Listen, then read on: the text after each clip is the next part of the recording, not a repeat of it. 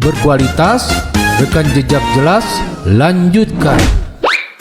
Assalamualaikum warahmatullahi wabarakatuh. Saya Rohman dari channel Siti Abdirahya. Situasi Kota Garut tentang epidemi HIV/AIDS nih, yang cukup memprihatinkan nih dan menjadi sebuah isu yang cukup diperhatikan sama dunia internasional dan nasional nih.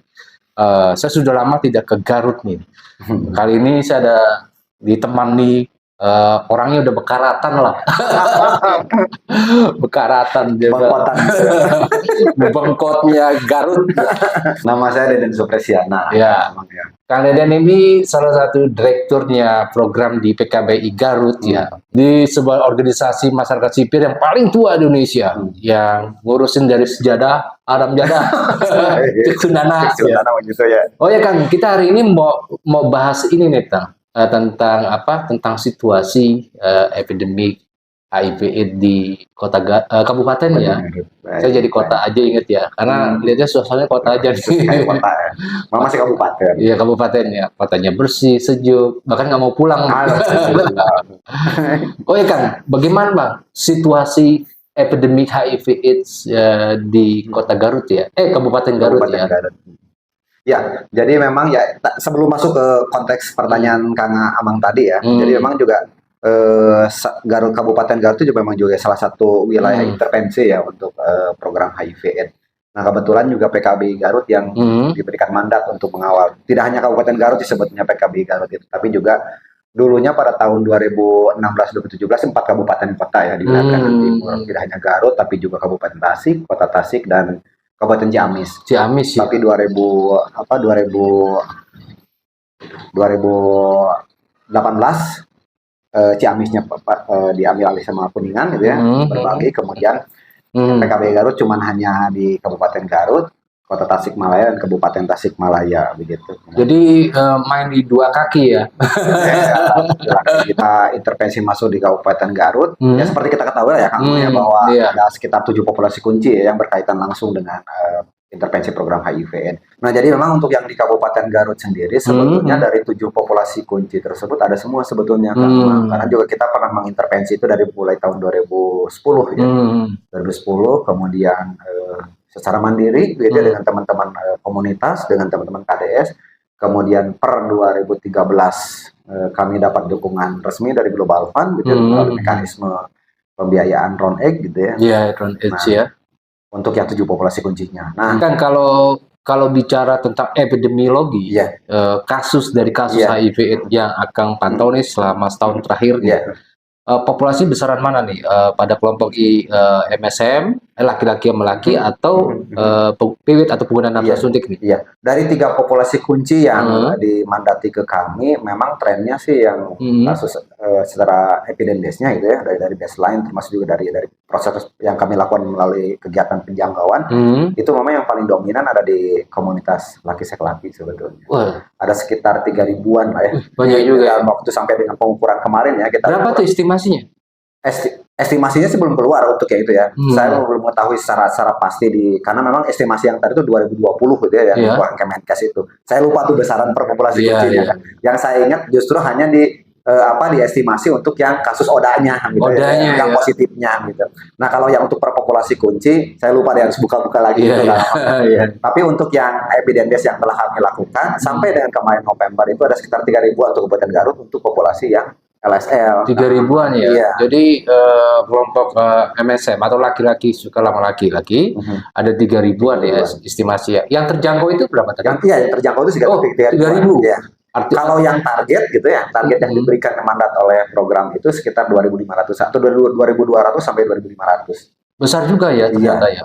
Capaian kami itu terakhir itu sampai dengan 133% dibanding target yang diberikan nasional gitu ya. Oke Kang, sebelum kita lanjut kita ikuti dulu yang mau lewat ini. Oke, siap. Berkualitas, rekam jejak jelas, lanjutkan.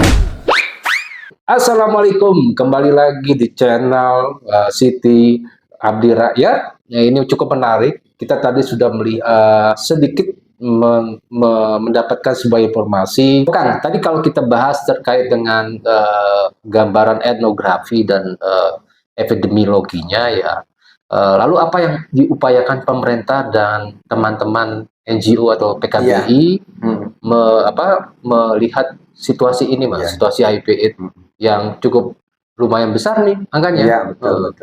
Jadi emang secara jujur memang ya, masing-masing pilar sudah melakukan upaya-upaya yang lebih bagus lah di 5 tahun terakhir. Maksud saya masing-masing pilar itu kan intervensi program HIV itu dikawal oleh 3 pilar sebetulnya. 3 pilar ya. Melalui pemerintah, melalui Kemenkes sampai dengan jajaran di tingkat kabupaten kota melalui dinas kesehatan. Kemudian juga ada penanggulangan komisi AIDS gitu ya, sampai dengan tingkat kabupaten. Kebetulan Kabupaten Garut masih hidup untuk KPA-nya. Oh, hidup. Ya kan kita tahu ya, Kang, yang lain nasional itu sudah istri lebur kan begitu ya. Nasional dilebur ya Pak Jokowi gimana ini? Gitu ya. Ini PR-nya 3 paslon nih nanti. Iya, betul.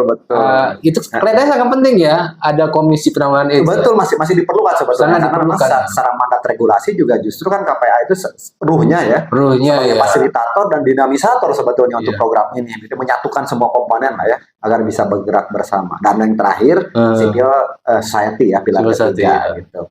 Nah sebetulnya sih untuk yang Kabupaten Garut secara jujur memang faktanya memang masing-masing pilar sudah ya bergerak lebih masif lah di 5 tahun sekarang ya. Contoh misalnya seperti ini, misalnya yang dulu itu layanan saja gitu ya, untuk yang mendukung untuk mulai dari pemeriksaan tes HCT gitu ya, kemudian misalnya kalau hasil sudah positif kemudian dia harus masuk di PDP gitu ya. Dulu cuma 1 gitu ya. Di 10 tahun kemarin itu cuma 1, tapi sekarang minimal untuk pemeriksaan tes HCT-nya semua puskesmas. Puskesmas. Termasuk juga ketika kami yang PKB ini kebetulan punya klinik kan, punya klinik kemudian diajukan ke pemerintah juga di setup. Kami sudah per 2014 kemarin di setup. Berapa yang di setup puskesmas Kang untuk untuk pelayanan pemeriksaan HIV itu semua puskesmas ada sekitar 67. 67 banyak. Kita masih menyisakan banyak PR nih khususnya intervensi program HIV. Karena memang salah satu kabupaten kota ya, baik di Jawa Barat atau di nasional yang belum memiliki landasan hukum juridis formal. Misalnya lah, Perda HIV atau misalnya Perbub HIV, Kabupaten Garut. Kabupaten Garut belum memiliki itu. Jadi memang seperti yang tadi saya ucapkan, di satu sisi saya melihat juga masing-masing pilar yang disebutkan 3 tadi itu sudah bergerak bagus, lebih bagus lah ya, masif. Tapi juga untuk menyatukan gitu ya, menyatukan 3 pilar tersebut juga masih kurang karena memang kita masih belum memiliki landasan hukum yang jelas. Ini yang menjadi masalah ya, yang krusial yang sebaiknya memang mendorong sebuah proses perubahan perilaku itu sangat penting Betul. Dibanding kita tuntun terus ya. Kapan terjadi sebuah proses perubahan perilaku, karena HIV ini epidemi yang meluas nih Kang. Ya ini kan salah satu teman-teman di PKB juga salah satu stimulan ya. Nanti ketika stimulan nggak ada, itu bagaimana gitu ya. Seperti itu. Nah, Kang, makanya tadi diperlukan itu ya. Iya, Kang. Berapa sih epidemi dan kasus HIV/AIDS di Kabupaten Garut tuh? Berapa sih sekarang? Kalau dari berdasarkan laporan yang terhimpun di SIHA ya, di SIHA kesehatan itu kemudian dibandingkan gitu ya, versi estimasi yang dikeluarkan Kemenkes tahun 2020, harusnya sih pembongkaran fenomena gunung es di Garut sudah selesai. Misalnya estimasinya 1681 gitu ya, untuk ya Kabupaten Garut estimasinya. Tapi dengan laporan kemarin per Agustus 2023 kemarin, itu masih sekitar 70%-an. Gitu. 70%-an? Artinya sekitar 700-an ya? Ya, baru 79% ya, persisnya ya. Persisnya, dari estimasi ya? Dari estimasi 1681. Oh, sekitar 900-an ya? Iya.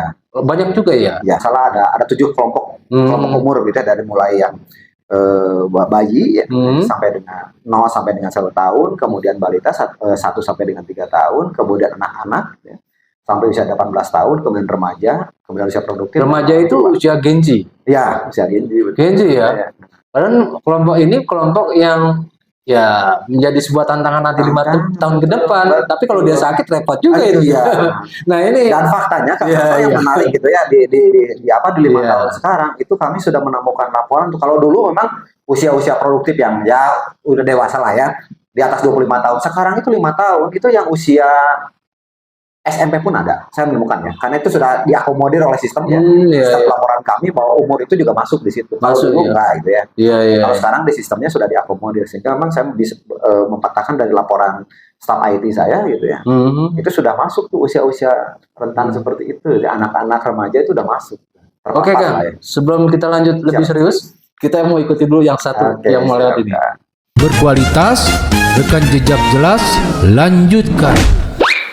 Oke, kembali lagi di channel Siti Abdi Rakyat. Ini menarik sekali, di mana epidemi HIV/AIDS di kota Garut itu juga lumayan besar ya, hampir 1000-an ya. Di mana populasi yang paling besar itu pada populasi yang produktif, bahkan Gen Z ya. Karena Gen Z ini adalah sebuah harapan nanti 5 tahun ke depan. Ya, disebut golden age ya, masa sekarang padanya. Dan Indonesia adalah salah satu negara yang nanti yang akan bersaing nih di dunia internasional dan ASEAN. Terhadap persaingan dalam global ya, pembangunan global gitu ya. Tapi kalau sakit repot juga nih. Kang, tadi kita bahas tentang prevalensi HIV/AIDS. Ada nggak rencana strategis daerah ya? Ya, terkait dengan penanggulangan HIV/AIDS. Karena ini sangat penting ya. Karena kalau nggak punya rencana mau ngapain kita nih? Iya. Ujuk-ujuk mau ngapain? Iya. Ada jumlah populasi besar itu, kasus HIV besar itu mau diapakan? Betul. Nah ini menarik ya, karena yang Kang Amang tadi sebutkan itu sebetulnya sudah kami rintis semenjak 5 tahun ke belakang sih sebetulnya. Jadi memang salah satu, yaitu tadi karena memang salah satu yang saya sebutkan tadi payung hukumnya belum ada, gitu ya. Sehingga memang rencana strategis juga belum ada, nggak ada, payungnya aja nggak ada gitu ya, teknisnya aja gimana gitu ya. Nah ini sebetulnya dari 5 tahun sekarang sampai dengan kemarin juga beberapa RTL sudah kami rangkum sebetulnya. Saya potong sebelumnya. Bukankah di dalam kebijakan nasional dikembalikan ke daerah ya? Atau pemerintah kesehatan? Betul. Artinya mereka yang melanjutkan dan mendorong itu. Sehingga Pemda itu diberi keleluasaan untuk mengeluarkan sebuah kebijakan. Betul. Selama ini gimana Kang? Tidak hanya diberikan keleluasaan ya, karena sudah ikat sebetulnya, gitu ya. Paling tidak kita pun memiliki dasar hukum Permenkes nomor 4 tahun 2019 gitu ya. Permenkes bahwa yang HIV/AIDS ini yang berkaitan dengan penurunan imun manusia itu sebetulnya sudah menjadi SPM. Dan itu kan hukumnya wajib kan, makanya untuk ditindaklanjuti sampai di kabupaten kota. Dan faktanya gitu ya, kalau misalnya kepala daerah dan bupati atau wali kota tidak menjalankan mandat ini, maka dia akan kena tegur sanksi ya, baik hukum ataupun secara non hukum gitu ya. Tapi faktanya kan di beberapa kabupaten kita masih terjadi. Contoh aja yang strategis itu sangat penting ya kan ya. Iya betul. Ya karena biar gimana pun itu ya sebagai landasan kita NGO deh ya. Untuk melakukan intervensi di lapangan gitu ya. Setidaknya ada guidance-nya lebih jelas lah gitu ya. Guidance-nya sudah jelas ya. Kang, apa nih intervensi yang regulasinya nggak ada lah, yang ada di pemerintah gitu ya. Inisiatif PKB ini menabrak gitu ya, sehingga mempengaruhi epidemik HIV/AIDS di kota Garut nih. Sebetulnya kami punya rekam jejak ya. Tahun 2014 sebetulnya ini sudah menjadi exit strategi sebetulnya pasca berakhirnya gitu ya. Yang dukungan Round Egg sebetulnya Januari 2016 itu harusnya memulai gitu ya. Ada beberapa potensi atau yang kami sebut daftar inventaris masalah ya, DIM gitu ya. Salah satunya itu Pemda. Nah kita sudah mengupayakan sebetulnya beraudiensi ke sana, melakukan advokasi ke sini, termasuk juga legislatif pada saat itu. Alhamdulillah sebetulnya pada tahun, termasuk juga ada bantuan teman-teman media kan, yang bisa menggoyangkan kebijakan di termasuk yang ini ya. Betul. Nah tahun 2018 kemarin memang kita sudah masuk sebetulnya anggarannya gitu ya untuk dibuatkan perda melalui inisiatif Dewan gitu legislatif. Keluarlah tahun 2018 sudah selesai, naskah amendementnya sudah dibuat, kemudian tinggal satu fase persetujuan dan revisi di legislatif gitu. Di legislatif ya. Tapi gagal kan. Gagal ya. Sayangnya gagal ya. Uang yang ratusan juta itu gagal. Iya. Sehingga ya sampai sekarang belum punya tuh perda. Ya ini kan sekarang dalam situasi Pilpres ya. Kita senggol sedikit kali. Saya berharap ini dimampatkan dengan baik gitu ya. Pesta demokrasi ya, bicara politik ya, semua caranya berpolitik. Dan saya pikir ini ada manfaatnya, ada ruang-ruang yang bisa diselipkan. Mudah-mudahan aja ada sebuah ilham lah nanti di 2024 itu ya. Ada KPA lagi. Ya, emang saya lihat penanggulangan HIV itu memang udah cukup lama ya. Sampai bosen nih. Sampai bosen. Saya udah hampir 2 dekade ya kamu ya. Sampai bosen. Kang, sebelum kita lanjutin, kita mau ikutin dulu yang satu ini. Berkualitas, rekam jejak jelas, lanjutkan. Oke, kembali lagi di channel Siti Abdi Rakyat. Ini cukup menarik sekali. Kita tadi udah kulitkan dengan orang yang berkarat nih di sini pada podcast ini. Jadi cek sundana teh orang yang memahami dari sejadah haram jadah tentang persoalan HIV/AIDS. Udah dua periode nih dia. Dan Kang, apa yang akan dikembangkan dengan teman-teman PKBI di dalam penanggulangan HIV/AIDS, Kang? Mungkin sebagai closing statement, apa harapannya nih? Ini hari ulang tahun jadinya PKBI ini 66 tahun, udah cukup lama ini, udah cukup lama organisasi ini. Bahkan gedungnya udah pada reot-reot nih. Silakan, Kang. Oke. Jadi memang kami masih memiliki harapan dan harapan dan tentu saja optimistis yang kuat ya, karena memang juga kalau tanpa dibarengi itu juga ya intervensi program juga akan berpotensi hancur begitu ya. Nah fokus kami sekarang itu adalah akan mencoba lebih memprioritaskan ya. Lebih dari 50% kekuatan kami itu akan digunakan untuk sebagai bahan advokasi. Karena untuk ranah teknis selama 10 tahun ini PKBI Jawa Barat menyumbangkan angka tertinggi untuk PKBI Garut ya, menyumbangkan angka tertinggi capaiannya gitu ya, baik di Jawa Barat maupun nasional. Sehingga kalaupun misalnya dengan katakanlah teman-teman nih atau teman-teman populasi yang di bawah naungan PKBI Jawa Barat, autopilot pun juga mereka sudah terbiasa melakukan itu ya. Udah merem ya. Iya. Sekarang kami lebih fokus di bagaimana nih agar misalnya kerja-kerja yang sekarang dilakukan itu bisa lebih berkontribusi positif ya, bahkan bisa mengakselerasi, mempercepat tujuan nasional tadi ya, misalnya target pencapaian 95, yang sebetulnya 95 terakhir itu ya, orang yang HIV/AIDS kemudian dites viralon itu statusnya undetectable sehingga tidak lagi berpotensi menularkan, itu sebetulnya harus selesai di Desember 2027. Seharusnya sudah didorong ya. Iya. Oke, Kang Deden, atur nuhun. Siap, sama-sama. Saya juga atur nuhun nih, bisa diajak sudah podcast di channel Ibu Siti Abdi Rakyat. Kebetulan dia seorang ibu yang berkarir di dalam politik, yang juga care terhadap isu-isu sosial dan kesehatan ya, apalagi dengan HIV/AIDS dan terutama generasi Z ini. Mudah-mudahan nih podcast ini bisa terdengar nih nanti nih di jaringannya Ibu Siti ya. Mudah-mudahan ya. Mungkin itu aja. Atau nulis sekali lagi. Oke, pemirsa, nanti kita akan ikuti terus podcast kita. Kita akan membahas, menggali potensi-potensi isu yang ada di Kota Garut dan Tasik. Tadi sudah dijelaskan sama Kang Deden di mana epidemi HIV itu di Kota Garut itu tinggi sekali jumlahnya, dan upaya-upaya PKBI dalam menekan epidemi itu dilakukan secara pragmatis tetapi berbasis bukti ya, Kang ya. Ya, mungkin itu saya pamit mundur.